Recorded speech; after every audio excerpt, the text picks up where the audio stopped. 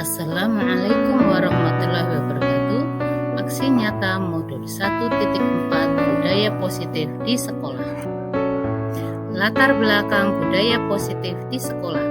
Budaya positif merupakan sesuatu hal yang nyaman dirasakan, indah, dan menimbulkan efek positif dalam hidup. Budaya positif sangat diinginkan oleh setiap masyarakat, keluarga, kelompok, institusi, maupun setiap individu. Dalam lingkungan sekolah, budaya positif sangatlah diperlukan untuk menciptakan kenyamanan baik oleh diri sendiri maupun anggota ekosistem pendidikan. Sekolah diharapkan mampu menciptakan kenyamanan dan memberikan kemerdekaan untuk hidup dan berkembang bagi murid sesuai kodrat alam maupun zaman. Tujuan aksi nyata modul 1.4 budaya positif di sekolah. Yang pertama, menumbuhkan budaya positif pada seluruh warga sekolah. 2. Menumbuhkan nilai-nilai profil belajar Pancasila pada murid dalam kegiatan belajar mengajar. 3. Membiasakan dan menanamkan nilai-nilai profil belajar Pancasila. Ini adalah langkah-langkah yang dilakukan dalam aksi nyata. Yang pertama, sosialisasi kepada seluruh warga sekolah. Yang kedua, guru atau wali kelas menyampaikan kepada murid-muridnya di kelas. Yang ketiga, guru atau wali kelas bersama murid-murid membuat kesepakatan kelas. Yang keempat, sosialisasi kepada seluruh murid tentang penumbuhan karakter melalui kegiatan ekstrakurikuler. Selanjutnya, menumbuhkan, menanamkan, dan membiasakan nilai-nilai profil belajar Pancasila dalam kegiatan ekstrakurikuler. Dukungan yang dibutuhkan dalam aksi nyata ini, yang pertama adalah kepala sekolah dan jajarannya. Yang kedua, orang tua di rumah dalam membiasakan budaya positif. Yang ketiga, seluruh warga sekolah. Bismillahirrahmanirrahim. Assalamualaikum warahmatullahi wabarakatuh. Innal hamdalillah nahmaduhu wa nasta'inuhu wa nastaghfiruh wa na'udzu billahi min syururi anfusina wa min sayyiati a'malina may yahdihillahu fala mudilla lahu wa la yudlil fala hadiya lahu. Asyhadu an la ilaha illallah wa asyhadu anna Muhammadan 'abduhu wa rasuluh. Allahumma sholli ala Muhammad wa ala alihi wa sahbihi ajma'in. Amma ba'du. Yang terhormat Bapak Kepala SMA Madrasah Purbalingga, yang kami hormati Dewan Guru Karyawan SMA Madrasah Purbalingga, mudah-mudahan kita diberikan berkah, rahmat, hidayah serta inayah oleh Allah Subhanahu wa taala, sehingga pada hari ini kita bisa berkumpul dalam acara diseminasi budaya positif di SMA Madrasah Purbalingga. Teman-teman semua, pada hari ini kita berkumpul di sini untuk membicarakan tentang budaya positif di sekolah. Seperti yang sudah saya terimakan di dalam pelatihan program guru penggerak, bahwasanya di dalam sekolah itu harus diterapkan budaya positif di sekolah. Adapun latar belakang dari budaya positif di sekolah itu adalah pengertiannya suatu hal yang nyaman dirasakan, indah, dan menimbulkan efek positif dalam hidup. Budaya positif itu sangat diinginkan oleh setiap masyarakat, keluarga, kelompok, instansi, maupun setiap individu dalam lingkungan pendidikan di sekolah. Jadi di sini, dengan adanya budaya positif di sekolah, diharapkan rasa nyaman, tentram, dan aman di dalam lingkungan sekolah nanti akan tercipta.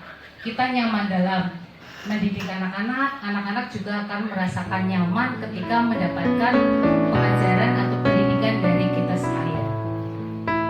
Di sini ada pun tujuannya. Yang pertama itu adalah tujuan dari saya melakukan diseminasi ini adalah yang pertama, diharapkan nanti kita bersama-sama dapat menumbuhkan budaya positif di lingkungan sekolah. Terus yang kedua, menumbuhkan nilai-nilai profil belajar Pancasila pada murid dalam kegiatan belajar mengajar. Yang ketiga, mengintegrasikan dan membiasakan murid untuk menanamkan nilai-nilai profil belajar Pancasila.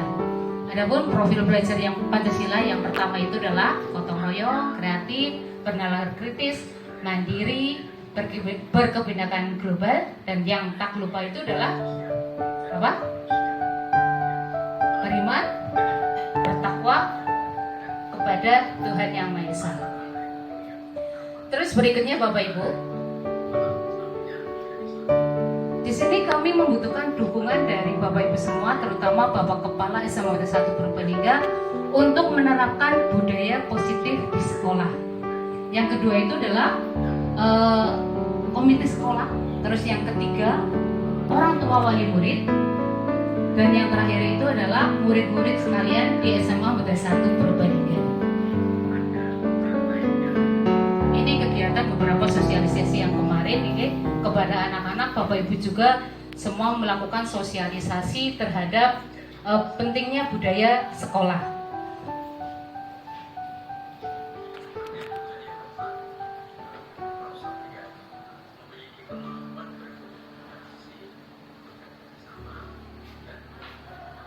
Bapak Ibu sekalian, di sini dalam penanganan anak kita itu diajari tentang segitiga restitusi. Di sini yang namanya restitusi itu adalah proses menciptakan kondisi bagi murid untuk memperbaiki kesalahan mereka sehingga mereka bisa kembali kepada kelompok mereka dengan karakter yang lebih kuat. Restitusi juga merupakan proses kolaborasi yang mengajarkan murid untuk mencari solusi untuk masalah mereka dan membantu murid untuk berpikir tentang orang seperti apa yang mereka inginkan dan bagaimana mereka harus memperlakukan orang lain.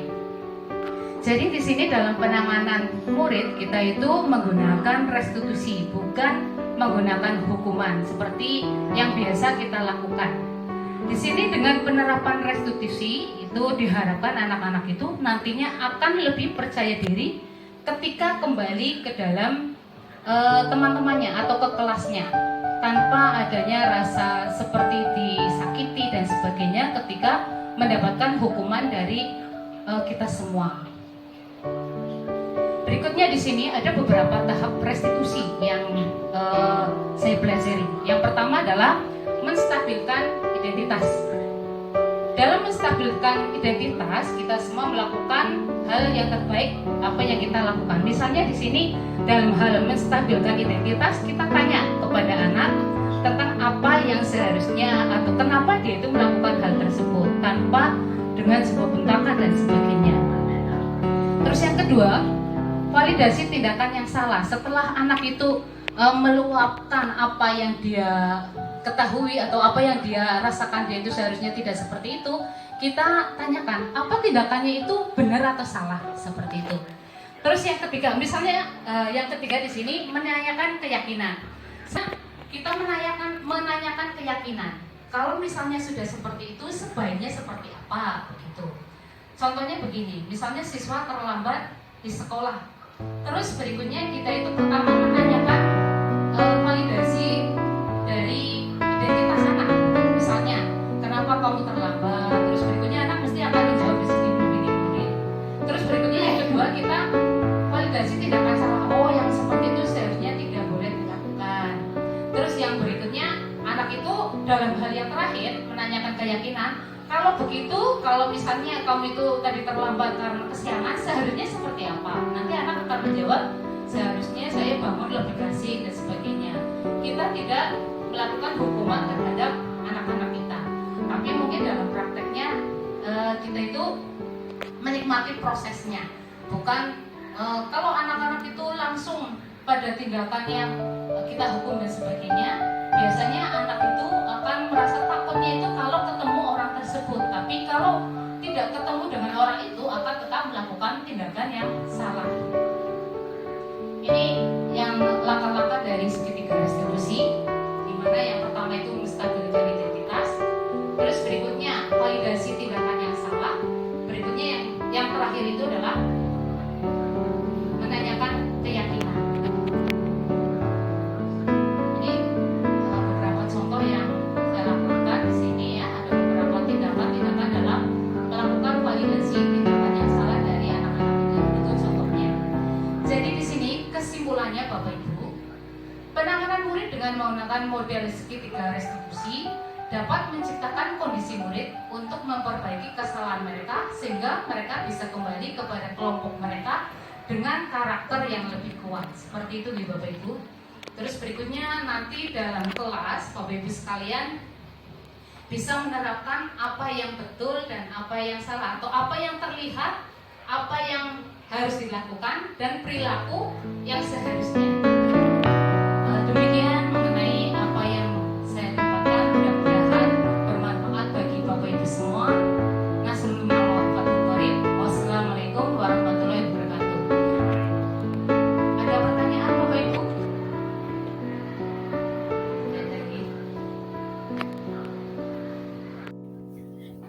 Ini adalah kegiatan sosialisasi kepada seluruh warga sekolah yang meliputi kepala sekolah, pendidik, tenaga kependidikan terkait disiplin positif, kesepakatan kelas, dan profil belajar Pancasila. Berikutnya, ini adalah sosialisasi kepada seluruh murid-murid di sekolah, baik di lingkungan kelas maupun secara keseluruhan di aula sekolah. Berikutnya, guru atau wali kelas bersama murid membuat kesepakatan kelas yang disetujui oleh seluruh warga kelas. Kami juga melakukan sosialisasi kepada seluruh murid-murid tentang penumbuhan karakter melalui kegiatan ekstrakurikuler yang ada di sekolah kami. Menumbuhkan, menanamkan, dan membiasakan nilai-nilai profil belajar Pancasila dan dalam kegiatan